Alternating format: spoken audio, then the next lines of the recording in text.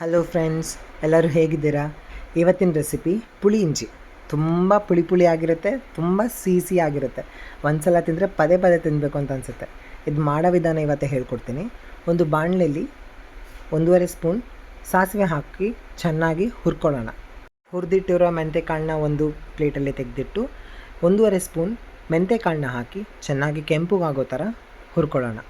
ಈ ಮೆಂತೆಕಾಳನ್ನು ಹಾಗೂ ಸಾಸಿವೆ ಕಾಳನ್ನ ಮಿಕ್ಸಲ್ಲಿ ಹಾಕಿ ಚೆನ್ನಾಗಿ ಪೌಡರ್ ಮಾಡ್ಕೋಬೇಕು. ಇದು ನಮಗೆ ಮತ್ತೆ ಯೂಸ್ ಆಗುತ್ತೆ. ಈಗ ಒಂದು ಪಾತ್ರೆಯಲ್ಲಿ ಬೆಲ್ಲನ ಕರ್ಗಕ್ಕಿಡೋಣ. ಈಗ ಒಂದು ಬಾಣಲೆಯಲ್ಲಿ ಹುಣಸೆ ಹಣ್ಣಿನ ನೀರನ್ನು ಹಾಕೋಣ. ಇದನ್ನು ನಾವು ಮೊದಲೇ ತಯಾರಿಸಿಟ್ಕೊಂಡಿರಬೇಕು. ಹುಣಸೆ ಹಣ್ಣನ್ನ ಚೆನ್ನಾಗಿ ನೀರಲ್ಲಿ ತೊಳೆದು ಅದನ್ನು ಕಿವುಚಿ ರಸ ತೆಗೆದಿಟ್ಕೋಬೇಕು. ಹುಣಸೆ ನೀರು ಚೆನ್ನಾಗಿ ಕುದ್ದು ಬರುವಾಗ ಒಳ್ಳೆ ಕನ್ಸಿಸ್ಟೆನ್ಸಿ, ಒಳ್ಳೆ ತಪ್ಪಾಗಿ ಬರುತ್ತೆ. ಆವಾಗ ನಾವು ಆವಾಗಲೇ ಕರಗಿಸಿಟ್ಟಿರೋ ಬೆಲ್ಲದ ಸಿರಪ್ ಏನಿದೆ ಅದನ್ನು ನಾವು ಇದಕ್ಕೆ ಹಾಕಿ ಚೆನ್ನಾಗಿ ಮಿಕ್ಸ್ ಮಾಡಬೇಕು. ಮಿಕ್ಸ್ ಮಾಡ್ತಾ ಇರುವಾಗ ಚಿಕ್ಕದಾಗಿ ಹೆಚ್ಚಿರೋ ಶುಂಠಿ ಮತ್ತು ಕಾಯಿಮೆಣಸು, ಆಮೇಲೆ ಸ್ವಲ್ಪ ಕರಿಬೇವು ಸೊಪ್ಪನ್ನ ಹಾಕಿ ಮಿಕ್ಸ್ ಮಾಡಬೇಕು. ಇವಾಗ ಬರುತ್ತೆ ನಮ್ಮ ಮೇನ್ ಇಂಗ್ರೀಡಿಯೆಂಟ್. ಸ್ಟಾರ್ಟಿಂಗಲ್ಲಿ ನಾವು ಏನು ಹುರಿದಿಟ್ಕೊಂಡಿದ್ವಿ ಸಾಸಿವೆ ಕಾಳು ಮತ್ತು ಮೆಂತೆಕಾಳಿದು ಪೌಡರ್ನ, ಅದನ್ನು ನಾವೀಗ ಹಾಕಿ ಚೆನ್ನಾಗಿ ಮಿಕ್ಸ್ ಮಾಡಿ 5 ನಿಮಿಷ ಕುದಿಯೋಕ್ಕೆ ಬಿಡಬೇಕು. ಒಳ್ಳೆ ಗಮ್ ಅಂತ ಸ್ಮೆಲ್ ಬರ್ತಾ ಉಂಟು.